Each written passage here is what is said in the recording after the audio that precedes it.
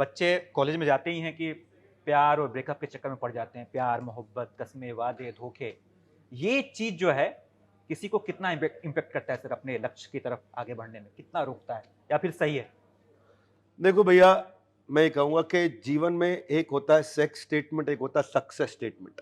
हुँ, sex statement आपको आपकी उम्र में जिस उम्र की बात कर रहे हैं डिस्ट्रैक्ट करेगा। हुँ, वैदिक ग्रंथों के हिसाब से 25 साल तक की उम्र ब्रह्मचारी जीवन के लिए होती है। क्यों? उसके पीछे रीजन था। जिस समय वो गृहस्थ में जाने लायक बनता है तब तक उसको पूरा फोकस करना चाहिए सीखने पे। हुँ, उसके बाद समय आएगा, तब प्यार के लिए समय निकाले, उसके बाद समय लगाए। हुँ, क्यों? क्या है ना, उस एज में इमोशन बहुत ज्यादा हावी हो जाता है और वो इमोशन से नहीं इमोशनल होकर काम करता है, सेंटिमेंट से नहीं सेंटिमेंटल होकर काम करता है। हुँ, निर्णय लेना चाहिए लॉजिक पे, मेहनत करनी चाहिए इमोशंस के साथ। सुनिएगा मैं क्या बोल रहा हूं, बहुत गहरी बात बोल देता हूं, कभी कभी खुश होता हूं कितना बढ़िया बोलता हूं। सुनिए, निर्णय लेना चाहिए लॉजिक से, मेहनत करनी चाहिए इमोशन से। लोग निर्णय लेते हैं इमोशन से और मेहनत करते हैं लॉजिक से, इसीलिए फेल हो जाते हैं। क्या मेरे लिए सही है वो लॉजिक बताएगा, वो इंफॉर्मेशन बताएगा, वो डेटा बताएगा, वो नॉलेज बताएगी, वो हमारे आसपास के हमारे सोर्सेज बताएंगे।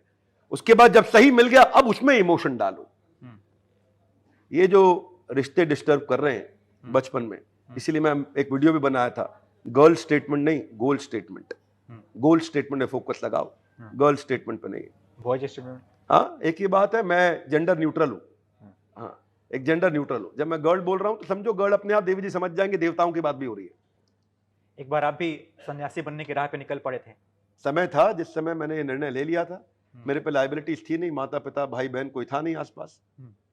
और आध्यात्मिक जीवन में बहुत अच्छा लग रहा, ब्रह्मचारियों के, भक्तों के, संतों के, सन्यासियों के सानिध्य में, ऐसे लोगों के जो बिल्कुल निस्वार्थ से जो शिक्षा देते थे, उन्होंने मुझे बहुत ताकत दिया था। मैं इसलिए उनका ऋणी हूं, संतों का, उन साधुओं का जिन्होंने अपनी शरण में अपने चरण के पास मुझे बिठा के रखा। तो मैं जीवन उनको समर्पित करना चाहता था। आज भी भावना वही समर्पण की है, पर सेवा गृहस्थ आश्रम की हो गई है। और इस समय अपनी जीविका को सुरक्षित करते हैं, हमारे साथ जो काम कर रहे हैं उनकी जीविका को सुरक्षित करते हैं। लेकिन उस समय जो आपने प्रश्न पूछा, मैं एक पंडित जी मुझे मिले, बोले 2004 से लेके 2011 आपका सबसे कठिन समय था, आपका सब कुछ बर्बाद हो गया होगा। तो मैं जरा पीछे झांक के देखा, तब मैं ब्रह्मचारी आश्रम में रहता था। वो मेरी जिंदगी का सबसे अच्छा समय था। ये भगवान की कृपा है कि उन्होंने सबसे खराब समय को मेरा सबसे अच्छा समय बनाया और अपने संरक्षण में रखा। तो मैं आज भी जब वो दिन याद करता हूं, सुबह सुबह जो है 4:30 बजे मंगल आरती में पहुंचना होता था और रात तक देर तक सेवा होती थी। सुबह तक उठे, नहाए धोए, पट पट पट पट पट पट पट, जल्दी जल्दी धोती लपेट के पहनी, तिलक लगाया, शिखा, हेड बाल तो होते नहीं थे, बस शिखा बांधी और भाग के मंदिर पहुंच गए, मंगल आरती दर्शन किया और उसके बाद भगवान की का आरती स्मरण, उसके साथ दिन शुरू होता था। साधना 2 घंटा जप करना, भागवत कथा सुनना, संतों के साथ बैठ के जमीन पे प्रसाद लेना, दिन में भिक्षा मांगना, सेवा करना, बर्तन धोना, चटाई पे सोना, उबली सब्जी खाना और ज्ञान प्राप्त करना। मैं जो मेरा एमबीए है ना, वो मेरा एमबीए नहीं था, ये मोस्ट ब्यूटीफुल एसोसिएशन ही मेरा असली एमबीए था। इस एमबीए में मैंने जो सीखा वो कहीं नहीं सीखा। Most beautiful association. आपने, मेरे गुरुदेव ने कहा कि आपने एमबीए किया है, भगवत गीता इतना अच्छे से समझते हैं, गीता को समझाते हैं, तो भगवत गीता में मैनेजमेंट की बहुत चीजें हैं, उसको जाके देश दुनिया को समझाइए ताकि गीता पे लोगों का विश्वास बढ़े और उसको पढ़ें। केवल धार्मिक पुस्तक समझ के या उसको ऐसा मुद्दा बना करके राजनीतिक धार्मिक उठा के साइड में रख देते, उसका लाभ नहीं उठा पाते।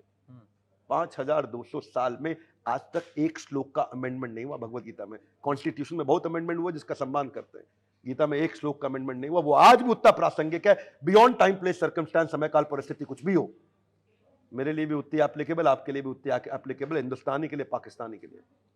फिर उसको लेके हम पहुंचे तो मारुति के साथ हमने पहला चालू किया प्रोजेक्ट। अच्छा। मारुति में उन दिनों जनरल मैनेजर को जिंदा जला दिया था, रस्सी बांध करके, पेट्रोल डाल करके वर्कर्स ने। आरसी भार्गव जी, आपका स्टूडियो नोएडा में, वो भी नोएडा सेक्टर 15 में रहते हैं, चेयरमैन मारुति के, आपको बताएंगे, अच्छा लगेगा जान के। मारुति की लीडरशिप से बात करिएगा। 40 एल&डी कंसल्टिंग कंपनीज आई थी, केवल एक मैं था जो कई दिन रात तक मारुति के प्लांट मानेसर में रहकर उस प्रॉब्लम को सुलझाया था। और मैं धन्यवाद करता हूं मारुति ने वो अपॉर्चुनिटी दिया कि हम वर्कर्स की प्रॉब्लम भी समझते थे, मैनेजमेंट की प्रॉब्लम भी समझते थे, उनको नजदीक लेकर के आए और भगवत गीता के माध्यम से लेके आए।